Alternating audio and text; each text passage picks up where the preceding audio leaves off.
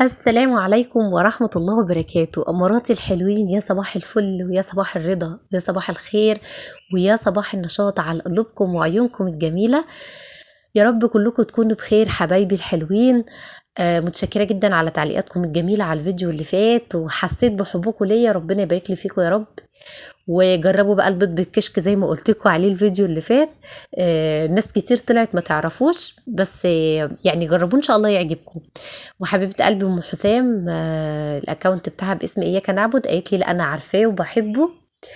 بألف هنا وشفا، وقالت لي بعمليه بالطماطم وكده، هبقى ان شاء الله اجرب طريقتك اكيد بامر الله. حبايب قلبي بقى، النهارده ان شاء الله الروتين بتاعنا نشيط جدا، وهنعمل مع بعض بقى اللي انتوا شايفينه الدولاب بتاع العيال ده. يعني عايزه اقول لكم ان هم عاملينه يعني زي ما انتوا شايفين كده.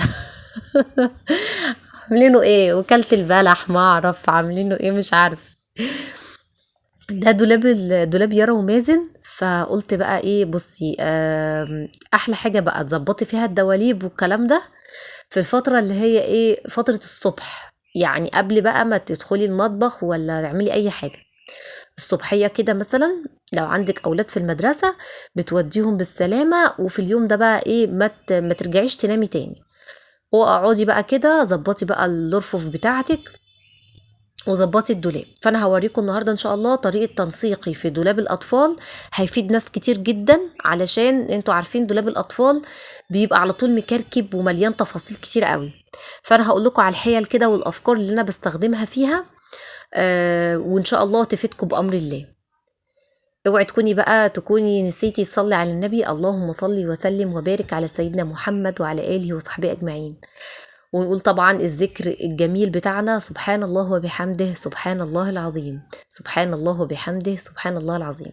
بصي بقى يا ست الكل، انا عندي الارفف بتاعتي هو اصلا كان دولاب فضيه، يعني اللي هو كان بيبقى نيش صغير كده، كان جاي مع اوضه النوم ساعه جوازي، تمام. ف اللهم صل على النبي.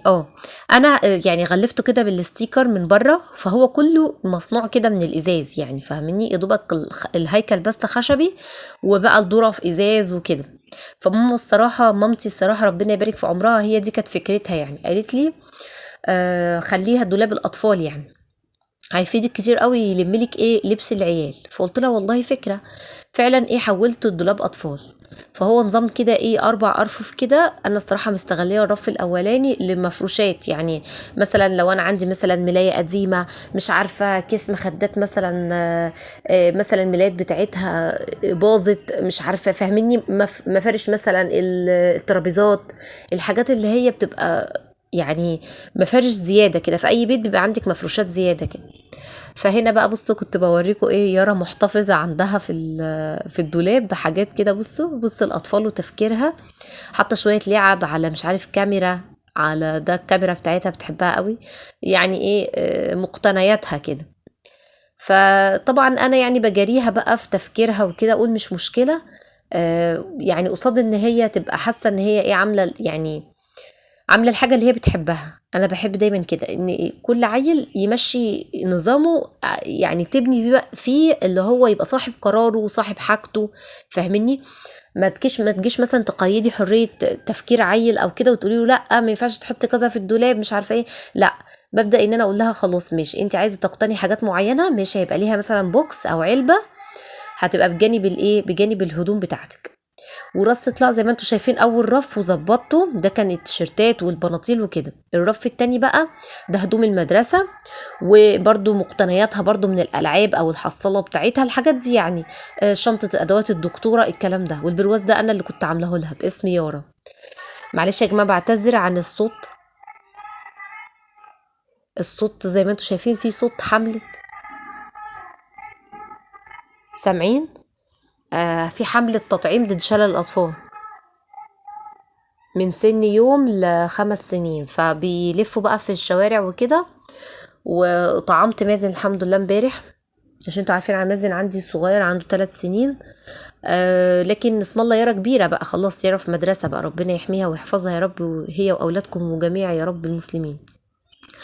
فخلصت كده الرفين بتوع يارا. دايما الكبير بتحسه بياخد ارفف اكتر، بيبقى حاجاته اكتر، مش عارفه يعني ليه.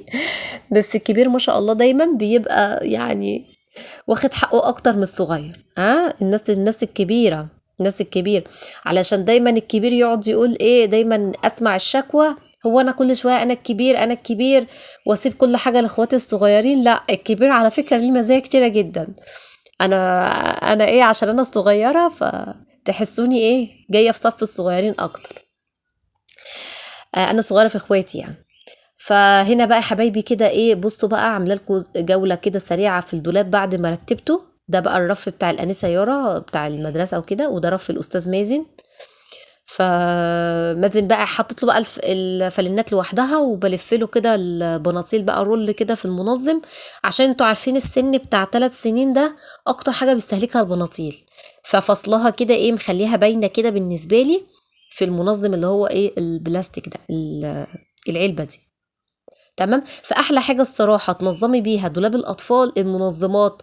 مثلا تعملي لهم انتي من علب كده، فاهميني، علب فاضيه تغلفيها كده حلو، وتخليها منظمات بقى الحاجات بتاعتهم، فلناتهم، الكلام ده كله، هدوم الداخليه، بناطيل، الكلام ده. نخش بقى على المخلل، نخش على المخلل. اللهم صل على النبي. طبعا يعني ايه، هنا كنت جايبه اللي هو الزيتون التفاحي. قلت بقى ايه الحقه كده قبل ما يخلص. برضو روحي كده ايه، جيبيلك شويه وخليليهم، بصراحه جميل جدا.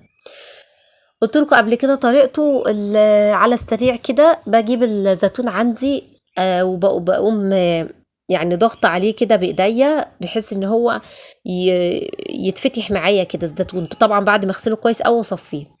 وبعد كده بخلطه بقى مع جزر مبشور وليمون. الليمون بقى طبعا بقطعه 4 تربع كده.